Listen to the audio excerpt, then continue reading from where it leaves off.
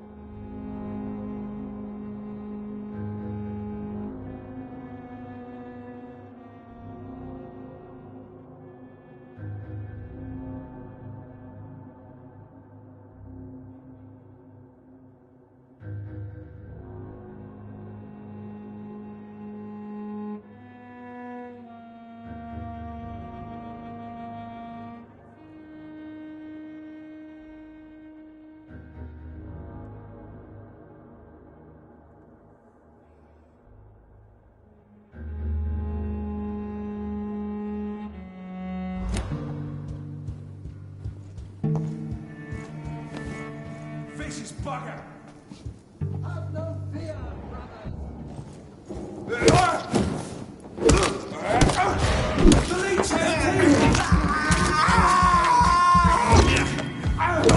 he's done for! Filthy piece of shit!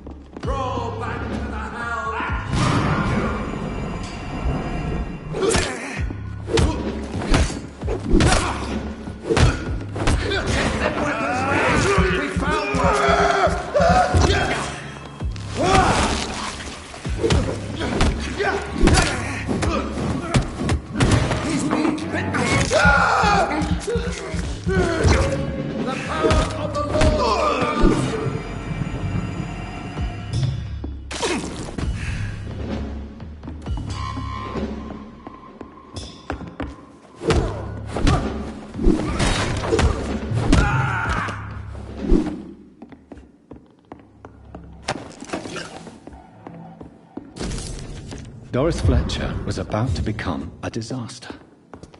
I'm getting close to having all the evidence.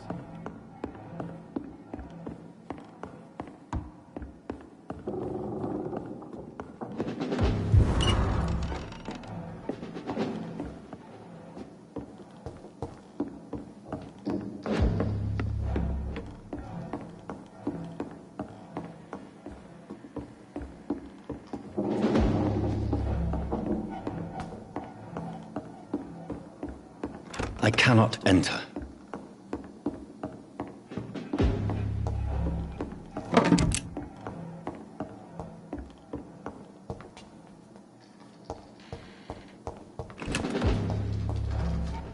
No civilians allowed, sir.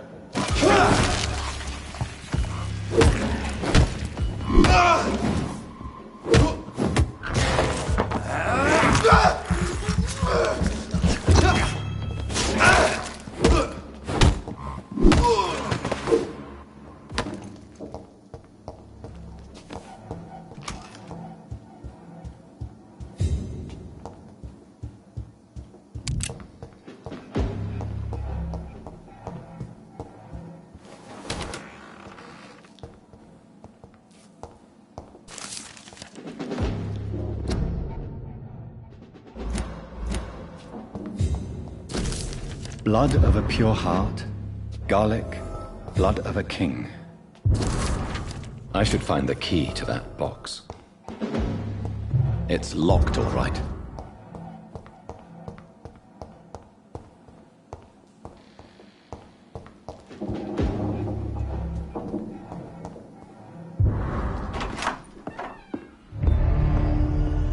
Edgar. Edgar, can you hear me? Jonathan, is it really you? Easy. Easy. Save your strength. I'm getting you out of here.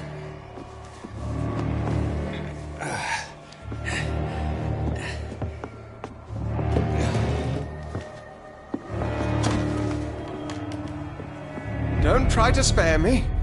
As a physician, I know all too well when it's too late. Punctured lung, broken ribs, and internal bleeding. An accurate diagnosis, wouldn't you say? Edgar, what happened? They wanted me to confess. Beat me black and blue.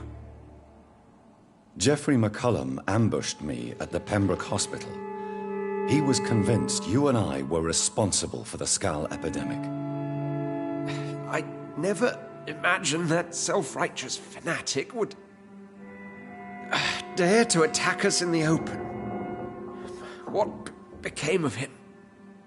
To prove him wrong, I let him go. Really? Are you sure that was the wisest course of action? Time will tell. The most intriguing part of his accusation was that you and I were the pawns of some ancient vampire. William Marshall. Yes, they tortured me to make me confess the same nonsense.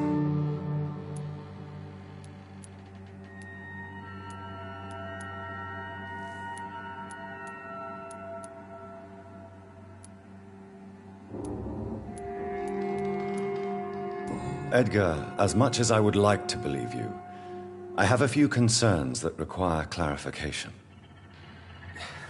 What do you mean? William Marshall, for example. You speak of him as if you know him. How is that? Jonathan, I cannot say I'm ready for another round of questions.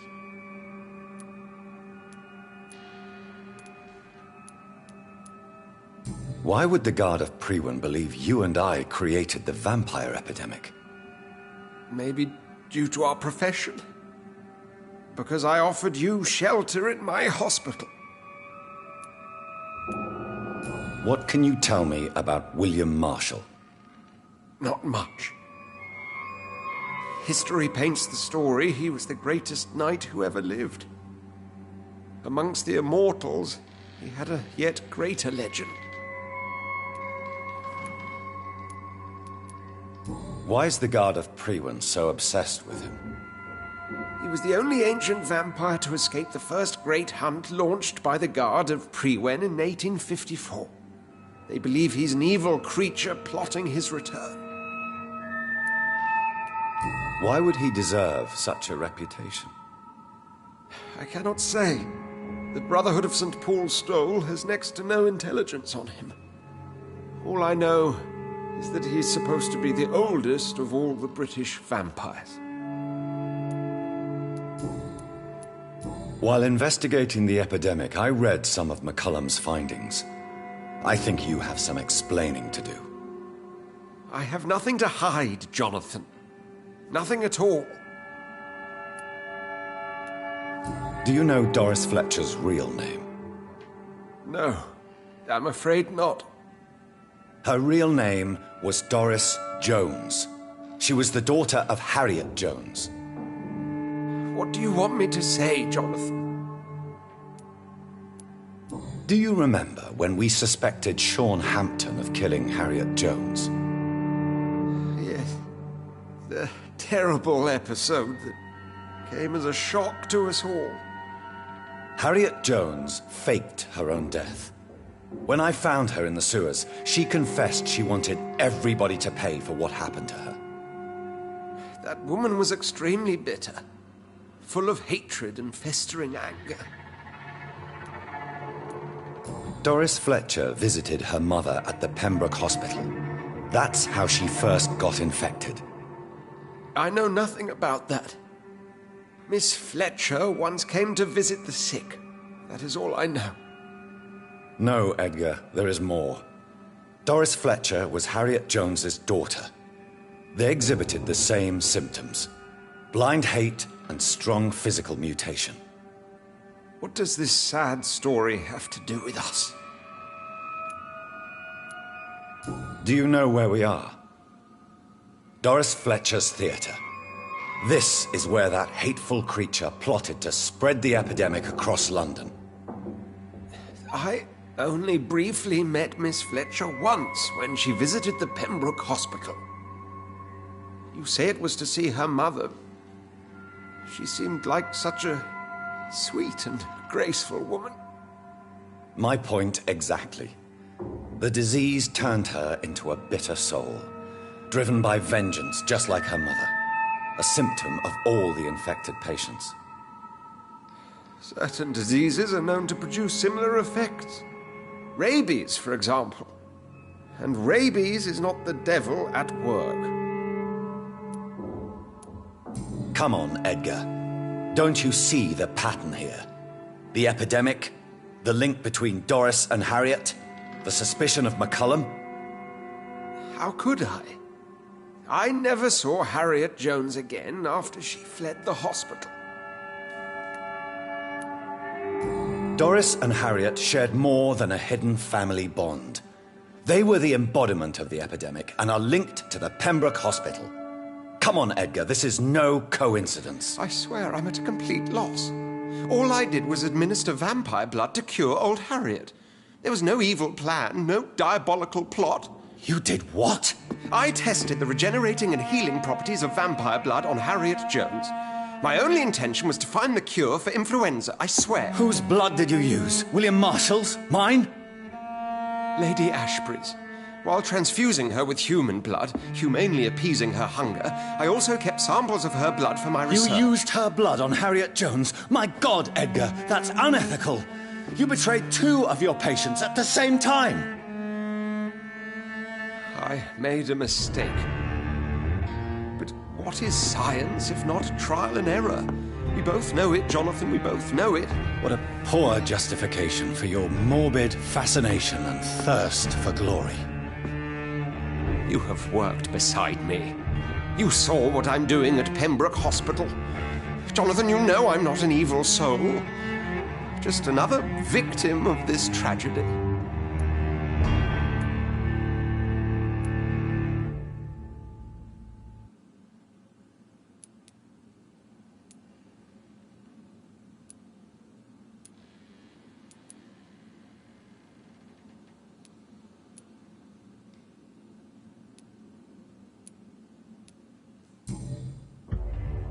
No, Edgar, you are not going to die. Unless you want to. What do you mean? I can save you, Edgar. I can turn your broken body into one like mine. You truly would? After all I've done, after all that's been said, you would offer me this gift? I have no way of knowing which punishment would be worse, Edgar. But it is not for me to decide. So? Oh, please, Jonathan, please. I beg you. This is what I've always wanted. This is what I've always searched for. Very well, then.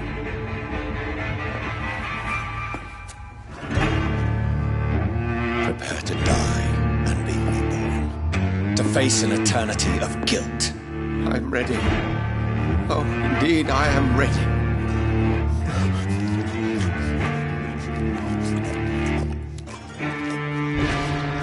Enough!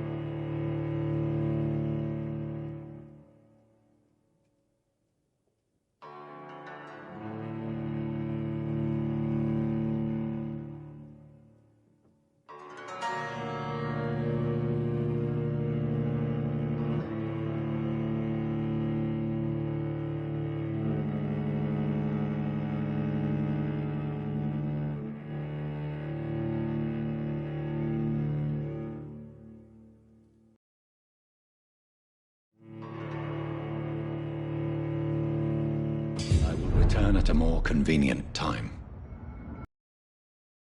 So Harriet Jones became the original carrier when Edgar gave her vampire blood. I must tell Elizabeth. Kill it!